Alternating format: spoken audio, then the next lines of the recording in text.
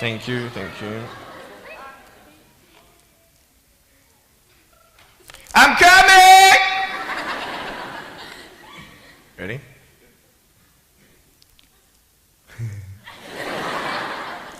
Hey, is that cool? Awesome. I want to talk about like when I started, going to school and stuff, a lot of people put me down, you know what I mean? Like people tease each other. I mean, people come up and say, hey, you're fat, you're fat, you're fat, you're fat, you're fat, you're fat, you're fat, you like, lose some weight, and you're like, you go home and you look at yourself in the mirror and go, I'm fat, right? And so many people tease each other. Oh, you're too short, you're too tall, you look whatever. Different hair and all that. It doesn't matter. See, the thing is, when you're in school, when you're growing up in life, it actually sort of matters to people how you look. And then it matters to you because it matters to others. Why? Why does it matter how you look? Because if they don't like you, then who will? If they don't accept you, then who will? And the fear that we have is that we're going to be alone, that we're not good enough. And we have to change ourselves. And so many people put me down and say, Nick, you look too weird and no one's really your friend and you can't do this and you can't do that. And I couldn't change anything. It's not like just fixing my hair one day and everything's fine.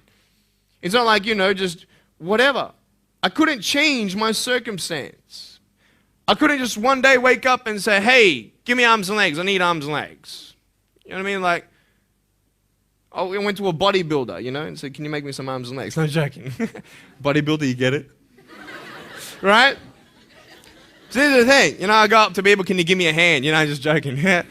But it was so hard because people put me down. And I started believing that I was not good enough. I started believing that I was a failure, that I'd never ever be somebody who people would like or people would accept. And it was so hard, man. I thought to myself, I can't go on the soccer field like everybody else, and I can't ride my bike, and I can't skateboard, and all these sort of things. And I started getting depressed. I thought, what kind of purpose do I have to live? I mean, are you just here to live to die? I mean, is there not a purpose for me? Is there not a purpose in life?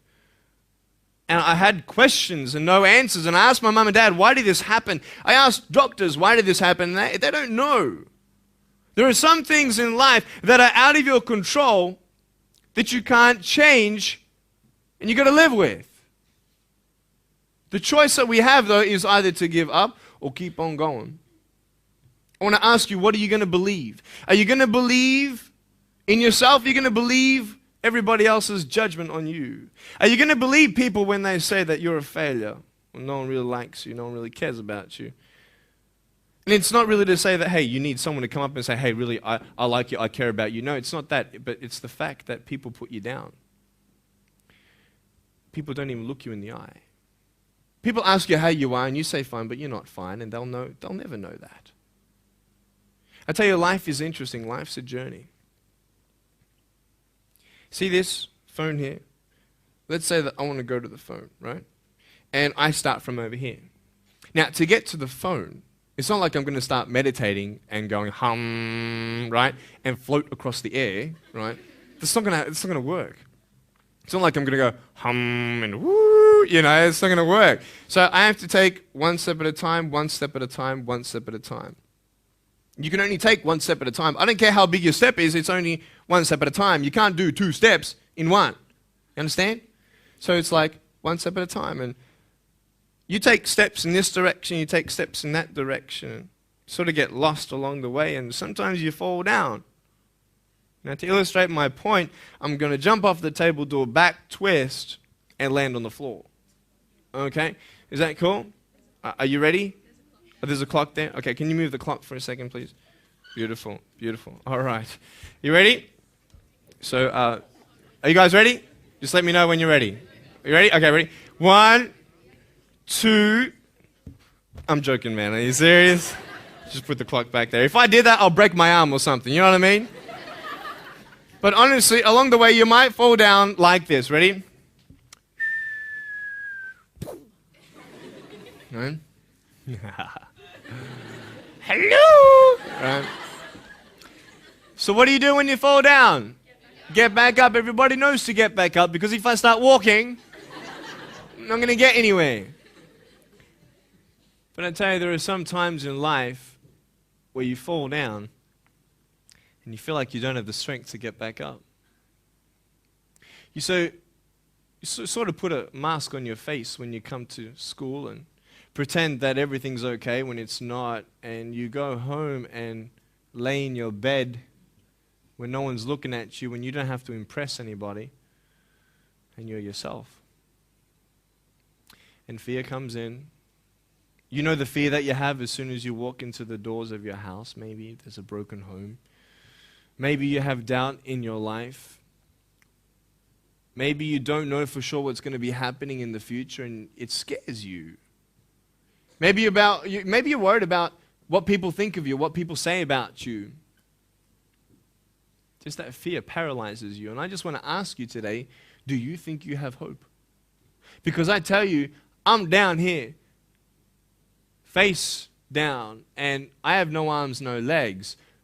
It should be impossible for me to get back up. I mean, you go home and tie the legs and arms of your brothers and sisters and like push them down and see how long it's going to take them to get back up. You know what I mean?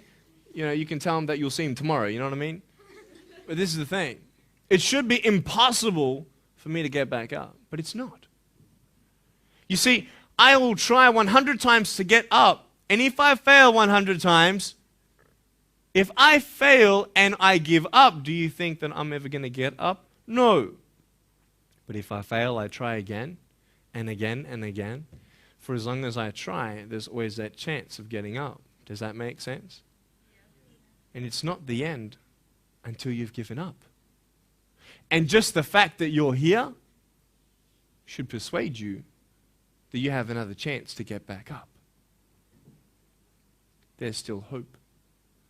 I'm not here today to tell you that I understand your pain. I don't know how it feels to be abused. I don't know how it feels to feel, quote, fat and you've got an eating disorder. I don't know how it feels to have a broken home. I don't know how it feels.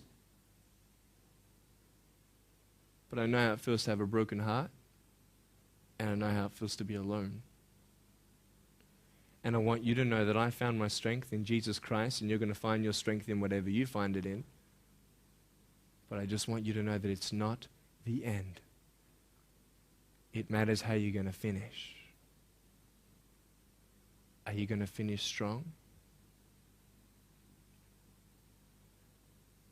And you will find that strength to get back up like this.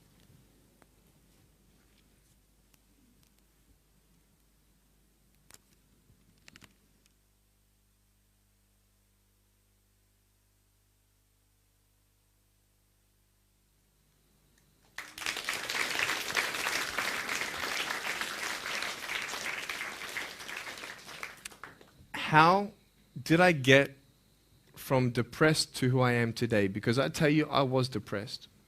When I was age 8, I used to concentrate on the things I didn't have. I wish I had arms and legs, and I wish I could do this, but what can I do? You see, I have a choice, and that's what I want to talk about today, choices. I can either be angry for not having arms and legs or be thankful for my chicken drumstick. And you see, I can still do a lot of things. At home, I can brush my teeth, comb my hair, get myself ready in the morning. And I'm traveling around the world. It's amazing. But I had to ask myself a couple questions. And the first question was really, who am I? Who am I? I'm Nick Vujicic, but who is that? And it's funny how the friends around you sort of determine who you are.